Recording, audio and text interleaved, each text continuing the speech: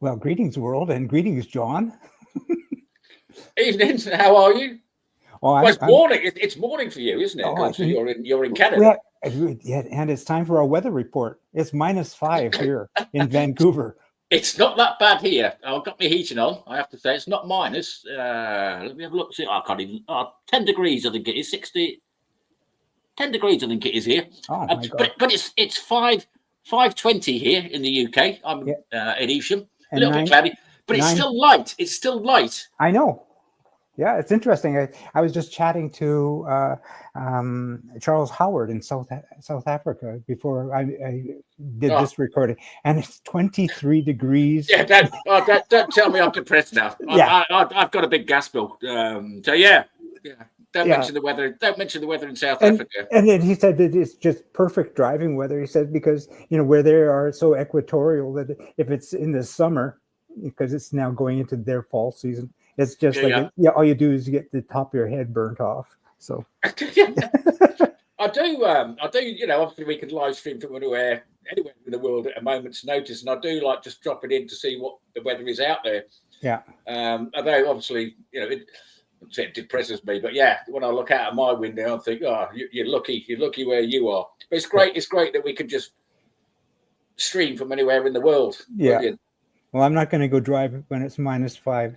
I know. There's snow and ice on the road in my 7. No thanks. Yeah, someone's posted a couple of pictures on 7Spot recently. I can't remember the guy's name now. I think I'll go back and have a look. And he's got his car out in the snow. Yeah, thinking, he's from Quebec, and I mean those guys. You see them driving around in the ice and snow. It's just like it's great to see.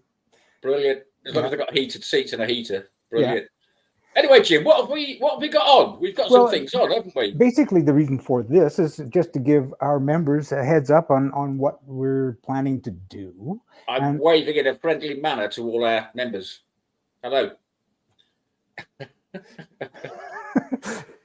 But what I've got planned in terms of my job jar is, I want to talk about, we've got a factory tour. Now, I'm been working with the good people at Quantum, Rob Hancock, and he's promised to do something with us. And he did mention a factory tour. However, if it doesn't turn out to be a factory tour and it's just a slideshow, that'd be wonderful, because you and I were chatting just before we did this recording about all the wonderful stuff that they do at Quantum, and the webpage doesn't show it all. And we were talking about the extreme, for instance. The hard top, for instance, and I'm going to get him to send me a bunch of pictures, and maybe that's the best thing to do, because he just loves to talk about the stuff he does, and he's so hands-on. He does such amazing stuff. Exactly. And I'd just love him to share his passion with us. And the LMR as well, which he's taken on and then shortened it, and it looks absolutely brilliant. LMR 141, I think it is. Yeah. 141 being the track of a MX-5, which is what the down is based on. Yeah. You need. This is what I always say to people: go and speak to them. Go and have a factory tour, or if you're at a show, go and speak to the manufacturers, and you can learn about what's coming up and what they've been doing in the background. You won't get that. You won't get that by just looking at a website. Yeah. And another thing, well, I'm going to toss this over to you because the show that you're hosting along with Chris Hollier is Avon Rescue. Now, Avon Rescue, going great guns. I know Chris has got some other cars cracking on that he's cracking on with. The last one we were looking at, because he's a great engineer. Fully equipped workshop. So if you haven't seen any of the previous videos, go and have a look at them. Yeah, and he did promise the last time we chatted with him, weather dependent and health dependent, because both you and I and Chris have all had the flu, and now we're hopefully on the mend.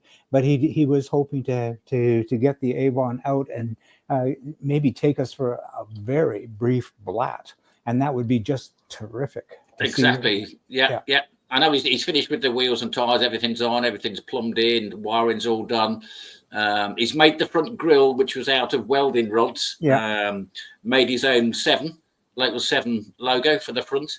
Very talented bloke. So and he's metal forming as well. Yeah. Absolutely brilliant. He's hoping to be at KitFest as well, but we'll see. We'll see. Yeah, and I know that he's working on a number of other projects with 7Spot and for his own channel, and I'm going to be working with him on that. But he's on assignment. I guess you can say with Jake McGee. Jake McGee has already done some work with us and put it in the can. And we're not revealing where or what it is, but he's going to send us some pictures and he's going to send us some video, and we're going to release it. And it'll be more or less another factory tour. And, exactly. Yeah. And I think that you're going to like it because it's really good. It's going to be something different, and we don't want people copying us. But yeah, it's going to be brilliant because Jake. I like the way Jake films. I like the photographs that he takes. Just better than I could do, if I'm honest. Yeah, he's got a real great eye. There's no question about it. Yeah, brilliant. And I think that you and I, we're not the best show hosts, and maybe a little bit camera shy ourselves. But I congratulate Jake for standing up and putting his best foot forward. That's absolutely fabulous of him. Absolutely, as long as it's bringing something different so that people can have a look. Some people will love it, some people will like it, some people not really that interested. And I'm not that bothered as long as we're putting something different out. Yeah, absolutely. Take it or leave it. Yeah. Now I'm going to move on to the next topic that I'm working on right now, and I'm working with Paul Wild. And he's not bought another grip bin, has he? No, but I think there's a lot of people who don't know the history, I guess, the evolution of minis. I mean, the classic minis, it saved the British auto industry, but so many of them have turned into a pile of rust. What do you do with the mechanical package? And of course, what the truth is that they've turned into mini kits of all kinds of varieties. And I am working on a kind of a mini documentary that tells that story. So I'll be working with Paul on that. So I'm really looking forward to that. Looking forward to that because I can't remember who. I was talking to several people about how it's almost becoming full circle, where people will put up a part-built kit for sale, and if it's got like a 1275 mini engine in it, they won't finish the kit. They just want to buy it, part finish, and they just want the engine to put back into another classic mini. Yeah. So where in the past we've been stripping minis, getting all the good bits, now there's kind of like buying half-built kit cars, doing the same, stripping them all down, putting them back into classic minis. It's kind of like come full circle, which is a real shame for kit cars. But it is because it's the money. Yeah, it is. But it's interesting. You can say that about GTM, right? The classic GTM darts. That love those. I love them too. But I mean, they've kind of got their own evolutionary cycle, and to combat the fact that they've been crushed and then just saved for the mechanical bits, they've provided a new engine, a bike engine for them, which makes them completely viable. So exactly. I'm thinking that maybe we'll have to have a visit over there again too. I'll send it there. But you're working on the KitFest front. When is KitFest? 4th, 5th, and 6th of April. We've been contacting a lot of manufacturers now. We've got some manufacturers going. I won't name them because it's not been announced yet. So Chris Hollier is hopefully going to be there with his Tiger Raven, so people can see how that's come on, because he displayed it at Malvern, didn't he? And it's come on a long way since then. Bizzle, I'll call him Bizzle. You can call him Wayne Brown. It's Bizzle. He's going to be there with his Striker, with Tea and Biscuits, his channel that he's got. So he will be filming. So do say hello to Bizzle. And then also Jason's going to be there as well with his low cost build, which we've already done a couple of videos, a couple of streams with him and put that out, because his is very unusual for a low cost, because it's using a supercharged Mercedes engine, would you believe? So not gone down the typical route. And I think when we did the interview with him, he said, he bought a low-cost chassis, which was probably a low-cost chassis, realised it wasn't going to fit. So what he did was chop the front off and back off started to get on the front and back end, and then converted it from trailing arms to fully independent rear suspension. So again, another very talented guy, and another one that comes across when it explains things, you understand it. It comes across in easy to understand chunks about what he's doing. The same as Bizzle. So yeah, great. Yeah. Can't wait. Don't mind me, but I'm going to jump in here because the conversation that we were trying to initiate was what was happening at KitFest. And from my perspective, way on the other side of the pond, is that I've been watching the evolution of KitFest from starting up as kind of a sideshow, if you will, to a drag race. It's now turned into a display event, and that's terrific in itself. So you can be live, you can participate, but there's also something there for everybody now. Because you're bringing in static displays, you've got other cars on display, so it's really turning into something unique. It is. We've been speaking to a lot of the manufacturers and a lot of other people. A lot of them said, we do prefer the live events, which is why we want to go with SantaPod. You don't have to take part and run the strip if you don't want to do time trials or whatever.